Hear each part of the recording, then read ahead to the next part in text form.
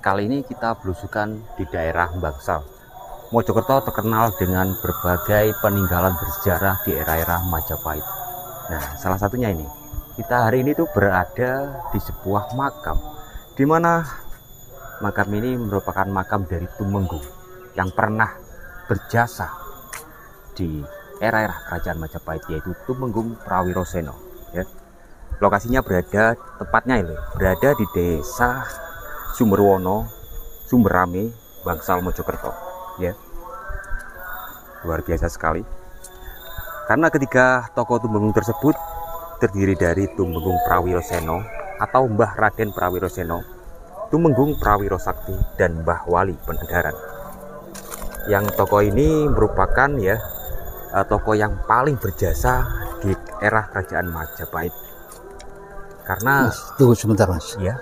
Ini kok ada makam di depannya? Di depan di luar dari Tumenggung Prawiroseno. Di luar. Ini makam siapa kira-kira Mas? Karena di sini dulu itu selain dari pengikut dan juga banyak pemukiman dari warga, mungkin ya dari beberapa orang-orang yang berpengaruh atau penting di waktu itu yang dimakamkan sekalian berada di sini, atau mungkin makam dari prajurit-prajurit di era-era kerajaan Majapahit.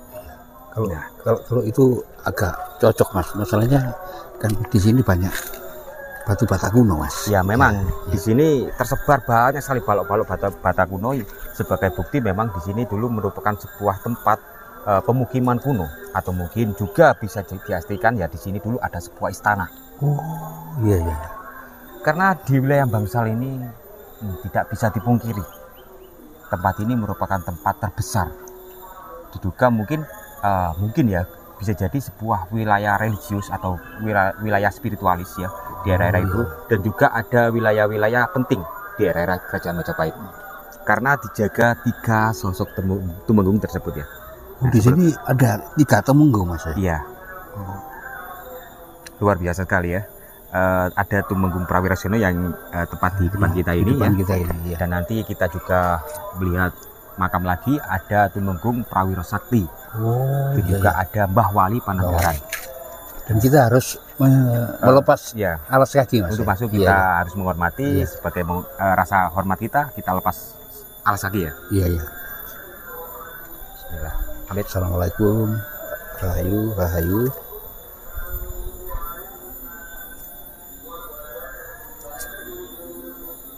Sebelum kita masuk, kita melihat sesuatu yang unik ya. Ada pohon besar sekali. Di mana pohon ini kalau kita lihat memang usianya sudah ratusan tahun mungkin ya. Yang juga disakralkan, dan kalau kita rasakan sangat wingit tempat ini. Jadi kita merasakan sangat tebal sekali auranya Mas. Ya memang sih aura mistis gitu ya. Iya.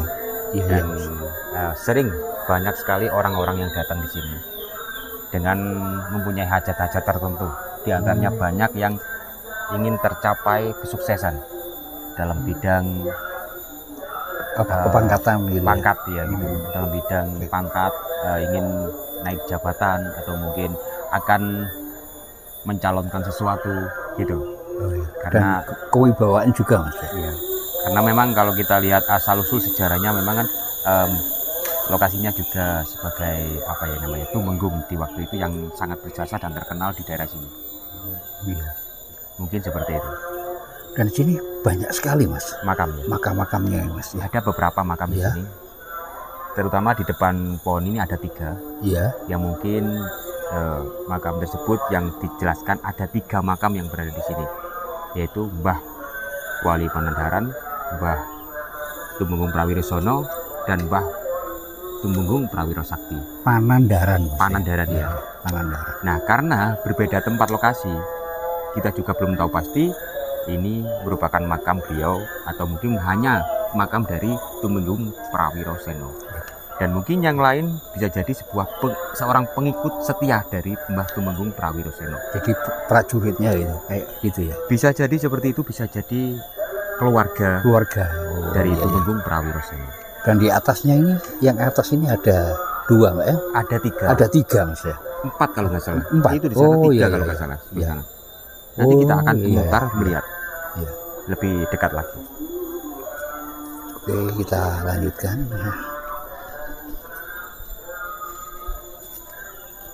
Nah, lokasinya cukup tenang sekali. Iya. Ya. Ini Memang. kelihatannya ada bekas orang-orang yang baru saja Assalamualaikum. datang Rahayu, rahayu. melakukan ritual-ritual sebagai kepercayaan masing-masing, ya. Iya. Karena di sini masih terbakar dubanya. Iya. Masih baru nih kayaknya. Ya.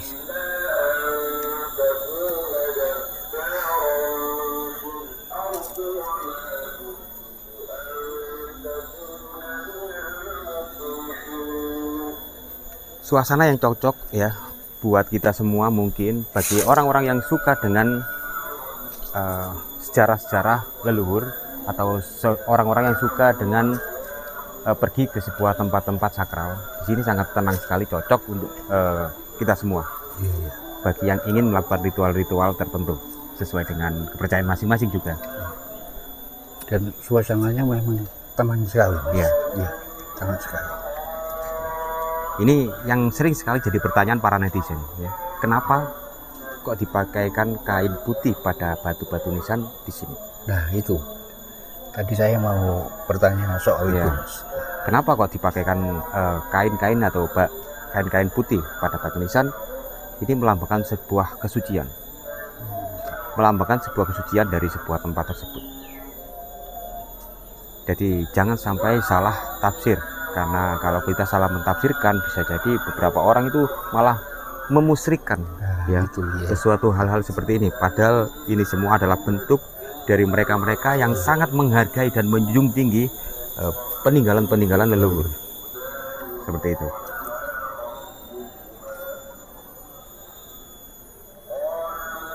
Gimana? Nah ini apa? Ini pohon apa ini, Mas? Apa ini? Pohon apa ini? Saya belum nggak segitu paham sih Pak Iya, sama iya, pohon iya. Pak. Dan Tapi anehnya lagi, Mas. Iya. Pohon ini ya tumbuh di tumbuh di tengah-tengah makam. makam. Ya, kita lihat. Ini. Coba kita lihat dari dekat. Di sini teman-teman, ternyata ada pohon yang tumbuh di tengah-tengah makam.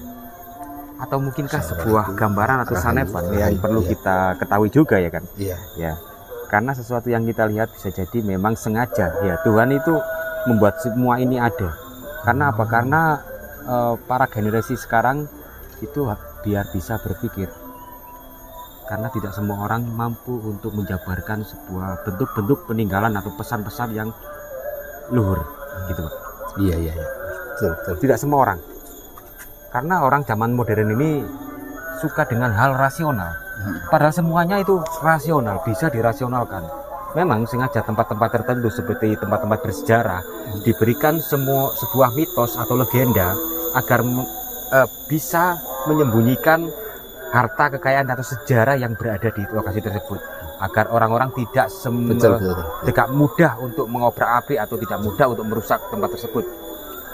Ya, dengan diberi mitos angker atau apa, orang-orang agar enggan untuk datang ke situ.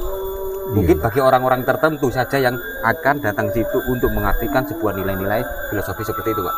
Iya, iya, iya, betul. Padahal sebelum ada kita kan leluhur kita yang mulai duluan. Ya. Beda pendapat boleh, Pak. Iya. Tapi untuk menghormati apapun kita hormati, Pak. Iya, iya. Nah itu karena Indonesia ya itu kan beragam kepercayaan, beragam kebudayaan, dan juga beragam sekali sebuah argumen-argumen yang membuat kita nanti bisa jadi perpecahan. Nah karena lambang negara kita itu Bhinneka Tunggal Ika, berbeda-beda tetap satu, kita harus tetap menghormati satu sama lain. Nanti terciptalah sebuah kedamaian, ketenangan, dan ketentraman. Akhirnya kita semua bahagia, gitu Pak. Iya. Nah, kita langsung mutar lagi, Mas. Ya. Oke. Misi.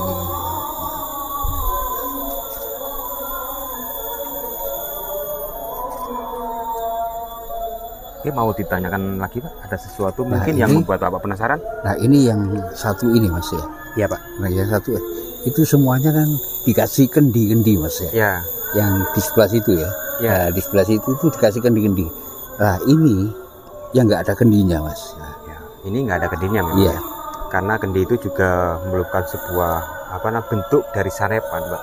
Iya, iya. Sanepan di mana kendi itu merupakan wadah isi atau mungkin sebuah gambaran dari ilmu pengetahuan yang mungkin harus kita gali ya dari situ, Pak. Nah, sebagai gambaran yang lebih jelas dari makam tersebut ya, di sini ada sebuah gentong yang sangat besar sekali. Nah, yang dulu Gende ini merupakan sebuah tempat wadah air suci. Oh iya, dibuat minum apa dibuat anu ya? Ada yang juga yang bisa dibuat minum, ada juga yang percaya kalau airnya bisa mengobati berbagai penyakit. Ada juga yang percaya bahwa air ini merupakan air suci. Nah, itu ada sebuah kepercayaan karena lambang air juga adalah lambang berarti yang dinamakan air suci keabadian itu, Mas ya? Bisa jadi seperti itu karena banyak kepercayaan yang berbeda-beda, Pak. Iya. Sehingga mempunyai arti yang berbeda tapi sebenarnya sama. Nah, itu, Pak. Gimana, Pak? Apakah ada yang lain? Oke, Mas. Kalau kita jabarkan tentang makam ini sangat panjang lebar, Pak. Sangat panjang lebar. Jadi itu adalah dasar-dasar utama dari apa yang telah kita lihat, sebuah makam dari Tumenggung Prawiroseno yang berada di daerah Sumberame, Sumberwono, Bangsal, Mojokerto. Nah, terima kasih atas ulasan ya, Mas ya. Nah, jadi kita tadinya nggak tahu, sekarang jadi kita tahu di tempat ini ya, bahwa di sini ada leluhur kita yang paling, yaitu Tumenggung Prawiroseno yang sangat berjasa di era-era kerajaan Majapahit. Oke, mungkin cukup sekian ya, Pak ya. Nanti barangkali teman-teman di sana ada yang jauh lebih mengerti tentang sejarah yang berada di sini, bisa membantu kita bercerita di kolom komentar. Sampai jumpa di video selanjutnya.